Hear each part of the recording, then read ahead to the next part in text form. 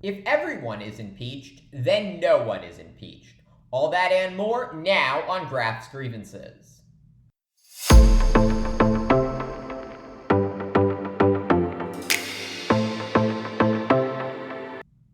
House Speaker Kevin McCarthy directing House Republicans to open an impeachment inquiry into President Biden.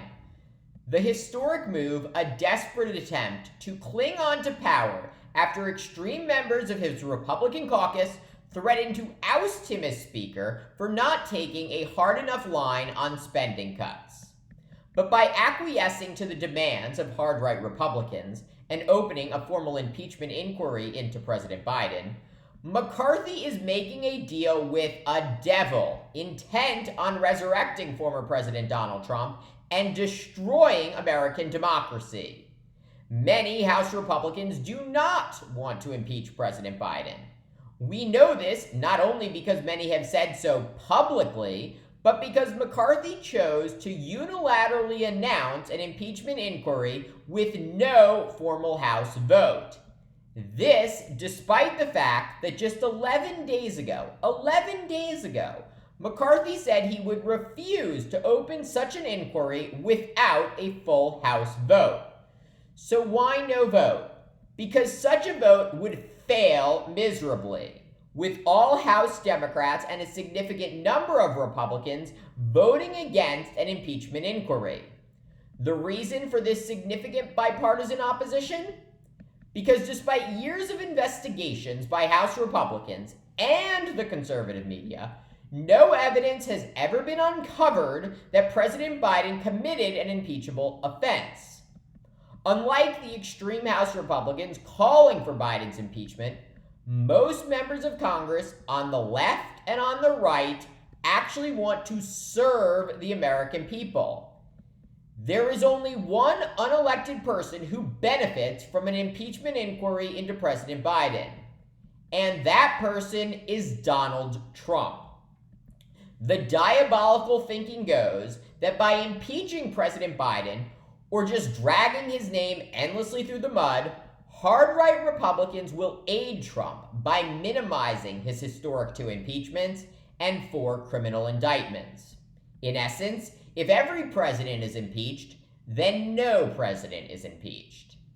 And that is crucial because in all likelihood, the 2024 presidential race will be a rematch between Trump and Biden. And just like virtually every other presidential election, the winner will be decided at the margins by independents and moderate voters. And if those voters wrongly think that Biden is just as corrupt and dangerous as Trump, the former president might just have a shot at retaking control of the White House.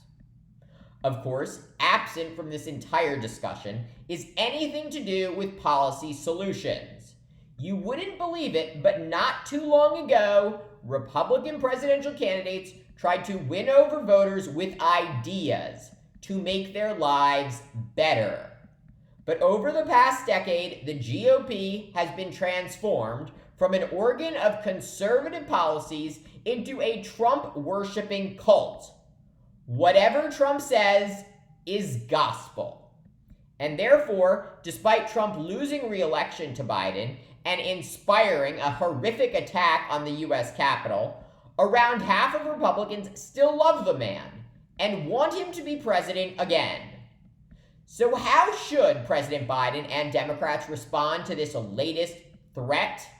In addition to continuing to sell their significant policy accomplishments, President Biden should just come out and say he is disappointed in his son and strongly believes that if Hunter Biden did anything illegal, he should be held accountable. Impeachment was never supposed to be a weapon to wield against your political enemies. But because Speaker McCarthy is such a weak, feckless person, he does not have the courage to stand up to the extreme members of his caucus and tell them no. A real leader would. Consequences be damned. And that is why, unlike former Speaker of the House Nancy Pelosi, who led her Democratic caucus for 20 years, McCarthy will soon be out of his chair and relegated to the dustbin of history. Thank you for watching Graph's Grievances. Let me know what you think. Please subscribe and join me tomorrow for more.